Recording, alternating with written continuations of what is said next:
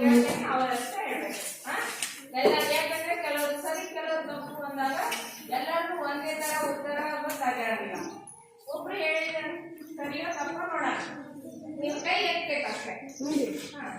ಎರಡನೇ ಪ್ರಶ್ನೆ, ವಿಶಾಲ ಕೋನದ ಅಳತೆ 90 ಡಿಗ್ರಿಗಿಂತ ಕಡಿಮೆ.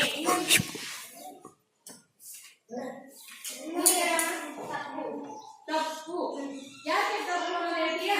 ವಿಶಾಲ ಕೋನದ ಅಳತೆ 90 ಡಿಗ್ರಿಗಿಂತ ಕಡಿಮೆ ಅಂತ ನಿಮ್ಗೇನು ಗೊತ್ತು? ವಿಶಾಲ ಕೋನದ ಅಳತೆ 90 ಡಿಗ್ರಿಗಿಂತ ಏನಾಗಿರ್ಬೇಕು? ಹೆಚ್ಚಿರ್ಬೇಕಾಗಿ, ಹೌದಲ್ಲ? ಅವ್ರು ಏನ್ ಕೊಟ್ಟಾರ? ಕಡಿಮೆ ಅಂತ ಕೊಟ್ಟಾರ. ಅದಕ್ಕೆ ಅದು ಏನಾಗಿದೆ? ಸರಿ. ಎರಡನೇ ಪ್ರಶ್ನೆ, ಎ ಸರಿ, ಬಿ ಏನಾಗಿದೆ? ತಪ್ಪು. ಯಾಕೆ ತಪ್ಪು ಅಂದ್ರೆ 90 ಡಿಗ್ರಿ